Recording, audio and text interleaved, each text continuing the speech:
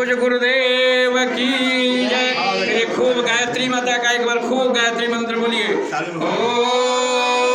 भूर्भुवः स्वः तत्सवितुर्वरेण्यं भर्गो देवस्य धीमहि धियो यो नः प्रचोदयात्। बोले गायत्री माता की। गायत्री प्रज्ञापीठ से भगवान कृष्ण के जन्म पर दहीकादो उत्सव में ये प्रोग्राम नेट पर जा रहा है।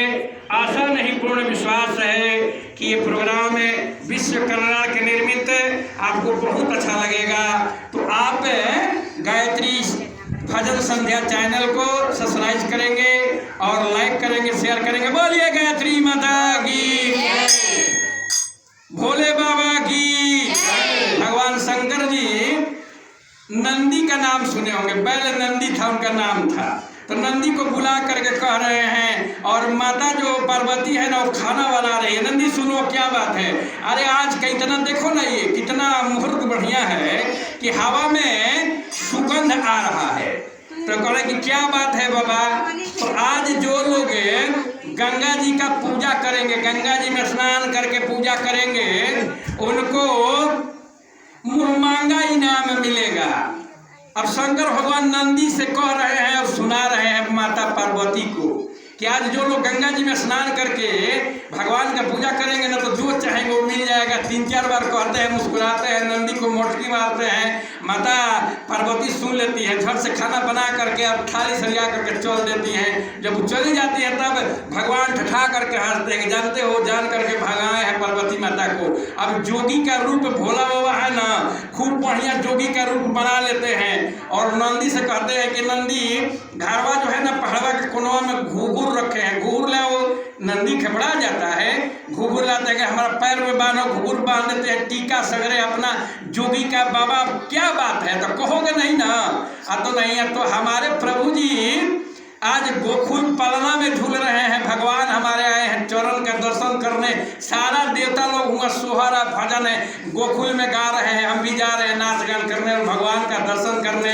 तो बाबा हमको भी ले चलिए। अरे माता को तो इसीलिए बहकाए को जाएंगी ना तो पकड़ा जाएंगे कि रूप बदल करके जाना, हमसे बर्दाश्त नहीं होगा। नाचने गाने लगेंगी, कौ बार गोइंग फंस जाती है, इसलिए उनको बहकाए हैं। तुम ही रहना, माता जी को मत बताना है, तो तुरंत हुआ आ जाएगी। बोले शंकर भगवान की। अब भोला बाबा भगवान कृष्ण का जन्म उत्सव मना रहे हैं, हम लोग दहीकादो मना रहे हैं। अब माता जसोदा के घर में आ जाते हैं, जगाते हैं अलख निरंजन अलख निरंजन। और जोगिया रूप पूरा घुघुर बांधे हैं। मैं सब देवता लोग रूप बदल करके नाच रहे हैं। आकाश में देखते हैं कि भाई लाना तीनों लोक का मालिक बाबा आज तक एकदम मस्ती में डमरू और त्रिशूल घुघुर बांध करके नंद बाबा के आंगन में आ जाते हैं, द्वार पर जगाते हैं, मैया मैया इधर आओ। अब मैया सब खूब झूमर सोहर खूब गवा रहा है और भोला बाबा आप देखिए बजा करके गाते हैं। हम लोग भी खूब शानदार से भगवान कृष्ण का शहर बनाए। क्या भोला बाबा गावे लन भजनवा हो रामा और नंद के गाना। भोला बाबा गावे लन भजनवा नंद के गाना।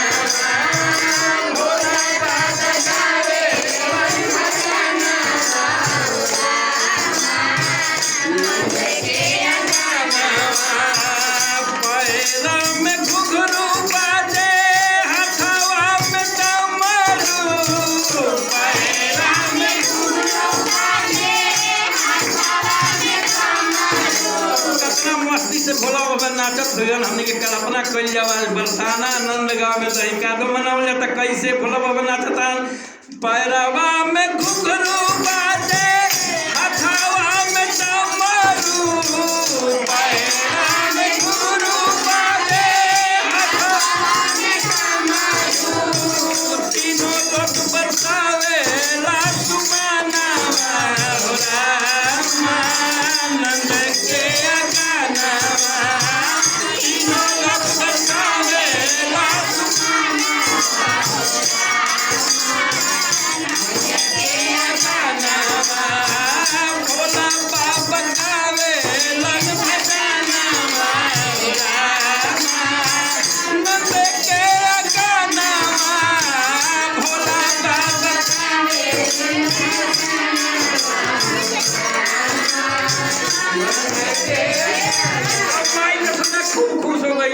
थारी में सोना चांदी हीरा भर के लावतारी देखा तारा हटावता कि ना चाही हीरा मोती ले समाई का कर माई हीरा मोती ले माई का कर माई कहता हीरा मोती लेके पूरा सजा के जसोदा मैया अवतारी हीरा मोती लेके आई जसोदा माई हीरा मोती लेके आई जसोदा माई देखी के सोना चांदी भोला मुस्काई देखी के सोना चांदी भोला मुस्काई माई जसोदा थरिया में बढ़ के हीरा मोती खूब लावतारी अब भोला बाबा मुस्काता का कि ना चाही सोना चांदी धाना वाए माई नंद के गाना ना चाही सोना चांदी धाना वाए माई नंद के गाना भोला बाबा गावे मन भजना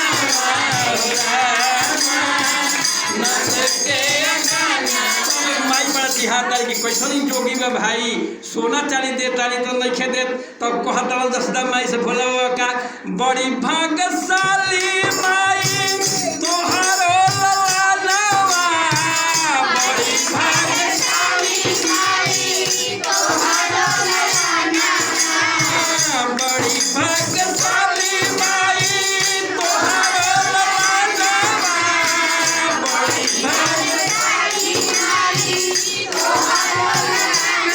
बड़ी तुरस आईनी माई करे तार सनवा बड़ी तुरस आईनी माई करे तार सनवा दिखा दो नया पौना सुगाना माई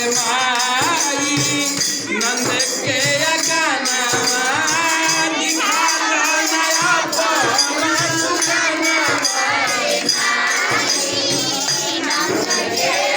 अब सुनो तारी की तो जोगी कहता कि भाई हम तो दर्शन करब अब जसोदा माई कहता कि कोनो कीमत पर हमें लालन के ना दिखाई हमार कन्हैया जी बड़न तोहर रूप देख के जोगी बाबा डेरा दिहन तब सुन अब कृष्ण भगवान पल्ला में हिरतन अब भोला बाबा के लीला देख के आ कृष्ण मुस्कातन बोले कृष्ण भगवान अब भगवान भोला जैसे कहतन कि का भगवान है हिमालय पहाड़ कैलाश ले दौड़ के कैल बनी चरण छुए खातिर अब माई तो कहतर कि देखेबे ना करो कन्हैया डेरा दिहन जे पूरा ब्रह्मांड के डेरा वाला ओकरा के डेरा दिहन कृपा करी अब पलना में हुला के हिलतन कृष्ण भगवान कहता सुनी सुनी बतिया भोला के जब मुस्काई लने सुनी सुनी बतिया सुनी सुनी बतिया भोला के जब मुस्काई लने सुनी सुनी बतिया भोला के जब मुस्काई लने पलना में झूलत समय भोला भीर आई लने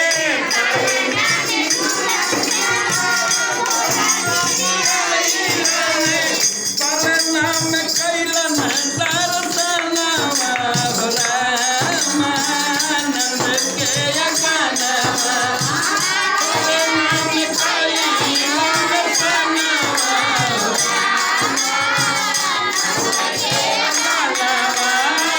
पलना में कैलन दर्शनवा नंद के भोला बाबा गावे मन भजना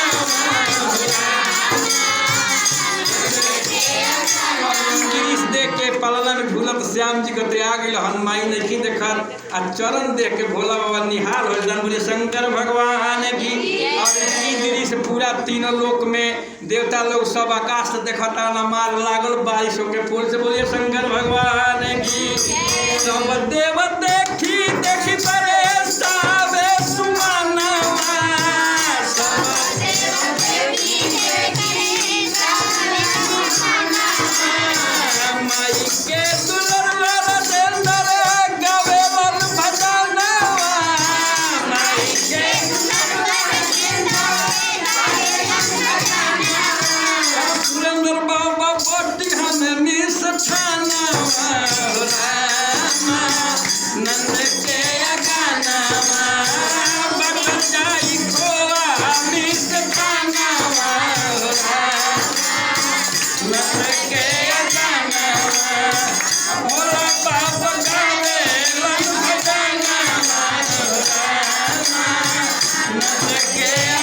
शंकर भगवान की।